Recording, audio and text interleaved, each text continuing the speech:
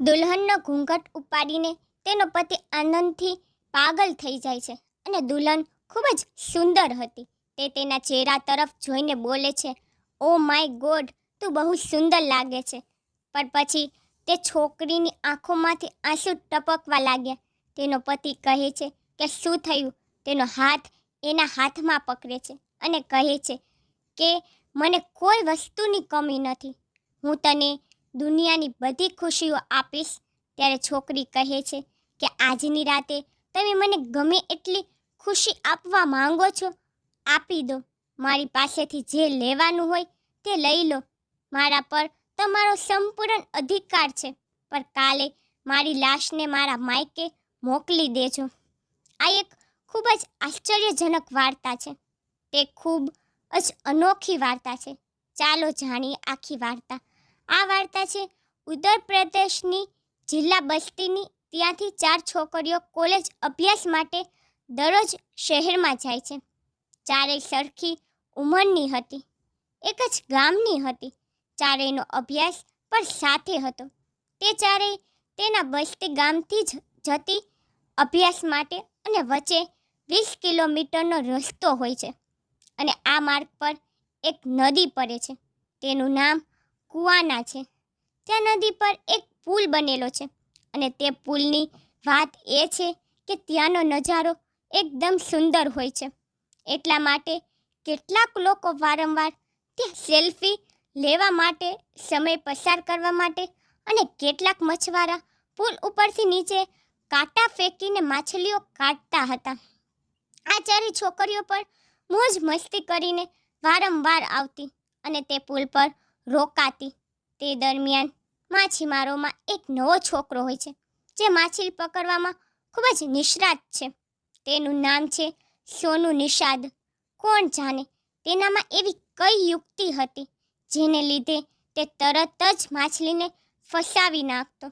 આ 4 છોકરીઓમાંથી એક છોકરીનું નામ હોય છે સીમા સિંહ. તેને માછલીનું ફસાઈ જવું પસંદ હતું.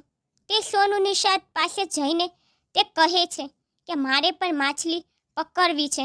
તો સોનુ કહે છે, તમે ગંદુ કામ ક્યાં કરી શકશો, તમે દૂર રહો.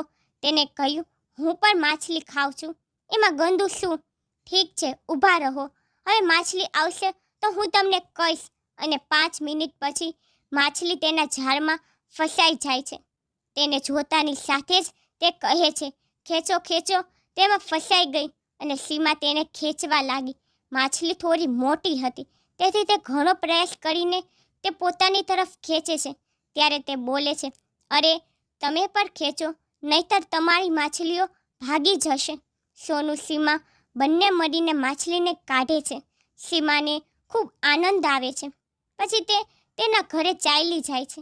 તેથી પછી સીમા તો માછલીને બહાર કાઢીને ચાલી જાય છે, પરંતુ સોનુ નિષાદની નિયત અહીંથી બગડી જાય છે. સીમાના વિચારોમાં તે ખોવાઈ જાય છે, કારણ કે માછલીને બહાર કાઢતી વખતે ક્યારેક સીમાનો હાથ તેના હાથમાં હોય છે, તો ક્યારેક તેનો હાથ સીમાના હાથમાં હોય છે. આ રીતે તે સ્પષ્ટ હોવાને કારણે તેના વિચારોમાં ખોવાઈ જાય છે. તે આખી રાત તેના વિશે વિચારવા લાગે છે. તે બીજે દિવસે વહેલી સવારે તે તેના ઝાડ સાથે પુલ પર પહોંચે છે. હવે તે લોકો જ્યારે પણ ભણવા જાય છે ત્યારે આ જુએ કે ત્યાં કોઈ નથી, તે એકલો છે. તો તે બોલે છે, અરે તમે વહેલી સવારે આવી ગયા? હા, તો હું પાછી આવતી સમયે મછલી પકડીશ, પર ક્યાં જાતો નહીં. તેને કહ્યું, ઠીક છે, હું નહીં જઈશ. પછી તે 3 વાગે છોકરીઓ દોડતી તેમની પાસે આવે છે અને પૂછે છે કે કહો, શેમાં માછલીઓ અટકી છે? માછલી ફસાવેલી હતી. સોનુ નિષાદે તેને બહાર કાઢી ન હતી. તે સીમાની રાહ જોઈ રહ્યો હતો. જુઓ, તેમાં ફસાયેલી છે. તે 1 બહાર કાઢે છે, 2 બહાર કાઢે છે, 3જાને બહાર કાઢે છે. ગઈકાલે તેમના હાથ એકબીજાને સ્પર્શ્યા હતા. આજે આ કરતી વખતે તેના વાળ તેને સ્પર્શ થયા. તેનો અર્થ સમજી શકો છો તમે. કાલની જેમ સીમાને આજે પણ બહુ મજા આવે છે. જતી વખતે સોનુને કહે છે કે માછલી લઈ જાઓ. ત્યારે તે કહે છે કે હા, હું રસ્તામાં માછલીઓ લઈને જાઉં, મારું નામ બદનામ કરવા માંગે છે. ત્યારે કોઈ છોકરી કહે છે કે તને આટલો શોખ છે તો તું જ માછલી પકાવીને લઈ આવજે. અને પછી બીજા દિવસે 3 વાગ્યે તે જ ક્ષણે 4 છોકરીઓ પાછી આવે છે અને સોનું માછલીને તેમની સામે મૂકે છે પકાવેલી, અને કહે છે આ લો અને ખાઓ. પછી તે કહે છે, અરે મિત્ર, અમે તો મજાક કરી રહ્યા હતા, તું તો સાચું કા માછલી પકાવીને લઈ આવ્યો. અમે આમ જ માછલી ખાઈશું રસ્તામાં. અને તેને લાલચ પર હતી. એક કહે છે ચાલો ખાઈ જ લઈ, ભૂખ પણ લાગી છે. મિત્રો, તે ચારેય પુલની નીચે જાય છે. સોનું નિષાદ પર જાય છે અને આરામથી માછલી ખાય છે. તે પછી તે નદીનું પાણી પીવે છે, તેમના હાથ પગ ધોવે છે અને પછી તે ચારેય તેના રસ્તા તરફ ચાલ્યું જાય છે. પરંતુ રસ્તામાં જે છોકરીઓ હોય છે તેઓ આને ચીરવે છે. કહે છે, સીમા જુઓ, તારા માટે કેટલો સરસ છોકરો છે, તેને તારા માટે માછલીને પકાવીને રાખી હતી. સીમા ગુસ્સામાં કહેવા લાગી કે મેં શું એકે જ ખાધું છે? શું તમે લોકોએ ખાધું નથી? મારે ખાવું પણ નહોતું, તમે લોકોએ દબાણ કર્યું તો મેં પણ ખાઈ લીધું. તેથી તે કહે છે ઠીક છે, ગુસ્સે કેમ થાશ, પણ છોકરો સારો છે, તારા માટે જ છે. મિત્રો, કહેવાય છે કે પહેલી વાર કોઈની સાથે પ્રેમ થાય છે અને એટલું જ નહીં, મિત્રએ તેનું મજાક ઉડાવ્યું હતું, પરંતુ તેને આ વાત ગંભીરતાથી લીધી હતી. તે ઘરે ગયા પછી જ્યારે તે સોનું વિશે વિચારવા લાગી ત્યારે તેને થોડો અહેસાસ થવા લાગ્યો. તેની અંદર પર સોનું માટે થોડો પ્રેમ આવવા લાગ્યો. અને પછી જ્યારે બીજા દિવસે ત્યારે તે કોલેજ માટે નીકળે છે અને પુલ પર પહોંચે છે. દરરોજની જેમ સોનું ત્યાં ઊભો હતો. સીમા આવીને હસીને કહેવા લાગી, હું આવીને તને મળીશ, ક્યાંય જાતો નહીં. પછી 3 વાગે છે, ચારેય ફરી આવે છે, સોનું પર આવે છે. ત્યારે સીમા બોલે છે, સમોસા ખાઈશ? સોનું કહે છે, સમોસા? ત્યારે કહ્યું, હા, અમે લોકો લઈ આવ્યા છીએ. મારા માટે? તેને કહ્યું, મારા માટે શું કામ સમોસા લઈ આવ્યા? તેઓ લોકોએ તે જ જગ્યાએ પુલ નીચે સમોસા ખાય છે. તે વખતે સીમાએ કહ્યું કે અમે કેટલાક વધારે લઈ આવ્યા હતા, તે અમને માછલી ખવડાવી હતી, અમે તને સમોસા ખવડાવી રહ્યા છીએ. ત્યારે સોનુએ કહ્યું, મેં તો તમને બધાને માછી મારી પર શીખવી હતી, હવે તમે લોકો મને શું શીખવાડશો? છોકરીઓ કહે છે, અમે તમને શું શીખવાડીએ, અમે અભ્યાસ કરીએ છીએ, તમે પણ કરી લો. તે બોલે છે, હું પણ ભણેલો છું, મેં હમણાં જ લખનૌથી મારો અભ્યાસ પૂર્ણ કર્યો છે. તે આશ્ચર્યથી ચકિત થઈ જાય છે. તે કહે છે, તો પછી તમે માછીમારી કેમ કરો છો? તે કહે છે, મારી માતાની તબિયત ખરાબ છે, ડૉક્ટરે મને માછલી વગેરે ખાવાનું કહ્યું છે, તેથી હું માછલીને મારું છું. સોનુ નિષાદે કહ્યું કે હું જે પડોશ ગામનું નામ છે વિધવા, ત્યાં હું વિધવા ગામનો રહેવાસી છું. હું માછલીને મારીને પકડી લઉં છું. માત્ર 2-4 દિવસ સુધી મર્યા પછી સીમા અને સોનુ એકબીજાને પ્રેમ કરવા લાગે છે. તે બંને એકબીજાનો નંબર લે છે. તે એકબીજા સાથે વાત કરે છે. તે પુલ પર મરવા સિવાય બીજા અન્ય સ્થળોએ પર મરે છે. પણ મિત્રો, કહેવાય છે ગમે તે થાય, પ્રેમ છુપાવી શકાતો નથી. આ રીતે સીમાના પરિવારને આ વાતની જાણ થઈ ગઈ. તેના પરિવારના સભ્યો હતા. તેના પિતા કોન્ટ્રાક્ટર છે, તેના કાકા પણ કોન્ટ્રાક્ટર છે, તેનો મોટો ભાઈ છે. આ આખો પરિવાર, આખું ગામ છે જેમાં ગામના લોકોનો સમાવેશ થાય છે. ચારેય છોકરીઓ તે ગામની જ છે અને તે આખું ગામ દમદાર પ્રકારનું છે. મિત્રો, પછી એક દિવસ 4-5 લોકો કારમાં આવીને સોનુ પર લાકડીનો વરસાદ શરૂ કરી નાખે છે. તે નહોતો સમજી શકતો કે આ લોકો મને કેમ મારે છે અને તે 4 લોકોના ડરથી પાગલ થઈ જાય છે. અને તેમાંથી એક વ્યક્તિ કહે છે, તારી મર્યાદામાં રહે, જો તું વધુ પ્રેમમાં પડવાનો પ્રયાસ કર્યો ને તો હું તને મારીને ફેંકી દઈશ અને કોઈને ખબર પણ નહીં પડે. દીકરા, તને હજુ ખબર નથી કે અમે લોકો કોણ છીએ. મિત્રો, પછી થોડા દિવસો માટે તે ક્યાંક ચાલ્યો જાય છે. પણ કહેવાય છે ને કે પ્રેમ વિના જીવવું મુશ્કેલ કરી દે છે. સોનુની હાલત ખરાબ હતી. તેના વિના સીમાની પર આવી જ હાલત થઈ ગઈ હતી. બંને એકબીજાને મળ્યા વિના ખૂબ જ બેચેન થઈ રહ્યા હતા. તે 4-6 દિવસમાં તેને જ્યારે અંદરથી ડરનો અંત થાય છે. સોનુ ફરી તે જ પુલ પર આવે છે અને મળવાનું પાછું શરૂ થાય છે. એક દિવસ તે લોકો તે જ સમયે આવે છે જ્યારે સીમા અને સોનુ બંને એકબીજા સાથે વાત કરી રહ્યા હતા. ત્યારે પુલ પર જતાની સાથે તે લોકો સોનુને ખૂબ મારે છે કે સોનુને જીવ બચાવવા નદીમાં કૂદવું પડે છે. સીમા પર ભાગવાનો પ્રયાસ કરે છે અને બાકીની છોકરીઓ પાછળ ચાલી જાય છે. તેથી તે પછી પણ બંને એકબીજાને મળવાનું બંધ ન કર્યું અને એક દિવસ બંને એક મંદિરમાં જઈને લગ્ન કરી લીધા. જ્યારે તે બંનેએ સાથે જીવન અને મૃત્યુ માટે શપથ લીધી. જ્યારે તે બંને એમ લાગે છે કે સીમાના પરિવારજનો હવે આ વાત સ્વીકારશે નહીં. તેથી સોનુને ચોરીના આરોપમાં 3 મહિના માટે જેલમાં મોકલી દીધો.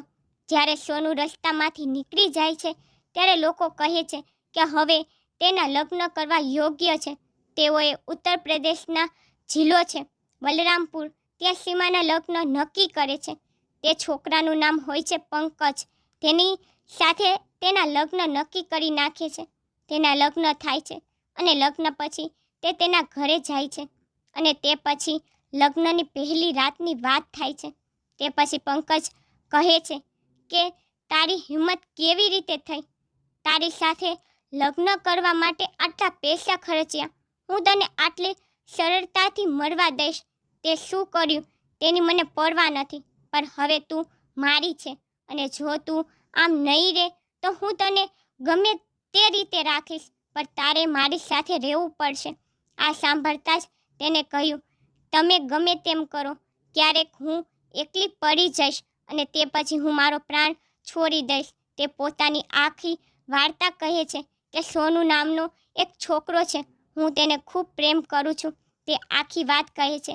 ઘણી વાતો કર્યા પછી પંકજ રૂમમાંથી બહાર નીકળી જાય છે અને માત્ર 2 મિનિટ પછી પાછો આવે છે, પરંતુ તેની પાછળ સોનુ પર હોય છે. તે રૂમમાં આવીને બૂમ પાડે છે કે સીમા અને સોનુનો અવાજ તેના કાને પહોંચે છે. સીમા ત્યાં જોવા લાગે છે અને તેને જોતી રહે છે. પછી તે પંકજ તરફ જુએ છે. પંકજ કહે છે, તારો સોનુ આવી ગયો. એટલે તે બેડ પરથી કૂદીને સોનુના ગળે લાગી જાય છે અને તે રડવા લાગે છે અને તે પછી તેને સમજાતું નથી કે શું થઈ રહ્યું છે. એવું લાગતું હતું કે કોઈ સપનું તે જોઈ રહી છે. પરંતુ પછી 2-4 બીજા લોકો રૂમમાં આવ્યા અને તે લોકો ખુશીથી તાળીઓ પાડવા લાગ્યા. એ પછી પંકજ કહે છે કે આખી વાર્તા સીમાને કંઈ સમજાતું નથી કે આ બધું શું થઈ રહ્યું છે. શું બધા તેની સાથે કોઈ યુક્તિ રમી રહ્યા છે? આ બધું શું થઈ રહ્યું છે? પંકજ પછી આખી વાત જણાવે છે. તે જે દિવસે સોનુને પોલીસ સ્ટેશનમાંથી ઘરે મોકલી દેવામાં આવ્યો હતો તે લગ્નનો દિવસ હતો અને તે પછી તે કાર્ડમાં તેનું સરનામું જુએ છે. બાદ તે સીધો બાલમપુર પહોંચે છે અને ત્યાં તે પંકજની સાથે લખનૌમાં ભણતો હતો. પંકજ જ્યારે ત્યાં જાય છે ત્યારે તેને આશ્ચર્ય થાય છે. મેં તો આને બોલાવ્યો નથી. મારા કેટલાક મિત્રો ચોક્કસ આવ્યા છે, પણ મેં તો આને બોલાવ્યો પણ નથી. તે ક્યાંથી આવ્યો? પછી તે કહે છે, અરે સોનુભાઈ, તમે આવી ગયા, વધુ સારું, પણ તમે થોડા મોડા આવ્યા છો. પણ સોનુ નિષાદ ચૂપ રહે છે. તે કહે છે, ભાઈ શું થયું? પછી તે તેને આખી વાત કહી. જુઓ ભાઈ, આવું છે. તેની વાત સાંભળીને પંકજ બોલે છે, જુઓ દોસ્ત, લગ્નના દિવસે આવી દિલ તૂટી જાય તેવી વાત ન કર. મને પણ એ છોકરી બહુ ગમે છે અને જ્યારે તે તેને ખૂબ પ્રેમ કર્યો હતો અને એને પણ તને ખૂબ પ્રેમ કર્યો હતો. હા, તે મને 1-2 વાર એવું પણ કહ્યું હતું કે તારું કોઈ છોકરી સાથે અફેર હતું, તો તે લગ્ન કેમ ન કર્યા? પછી તે કહે છે કે મારી સાથે કેવું થયું છે. મને 2 વાર માર મારવામાં આવ્યો અને પછી મને ચોરીના કેસમાં જેલમાં મોકલવામાં આવ્યો. તે પછી પંકજ ચિંતિત થઈ જાય છે. તેને કંઈ સમજાતું નથી. તે તેના પિતાને બોલાવે છે અને જ્યારે આ 3 લોકો એકલા વાત કરે છે ત્યારે સોનુના હાથમાં કાગળનો ટુકડો હોય છે જે સીમાએ તેના મિત્ર દ્વારા તેના ઘરે મોકલાવ્યો હતો. તેમાં લખ્યું હતું કે તમે જેલમાં છો, મારા લગ્ન થઈ રહ્યા છે, પર મારા માતા પિતાના અધિકાર મુજબ હું લગ્ન તો કરી લઈશ, પર બીજા દિવસે મારી બોડી તારા દરવાજે હશે. હું તને આ વચન આપું છું. જ્યારે લોકો આ કાગળ જુએ છે ત્યારે તેઓ વિચારવા લાગે છે કે હવે શું કરવું જોઈએ. આમાં જો તારા તેની સાથે લગ્ન થાય તો, કારણ કે તારી સાથે ઘણું બધું થયું છે, તો બંને એક યોજના બનાવે છે. લગ્ન થઈ રહ્યા છે એ થવા દો. તમે મંદિરમાં લગ્ન કરી ચૂક્યા છો, તે તમારું છે.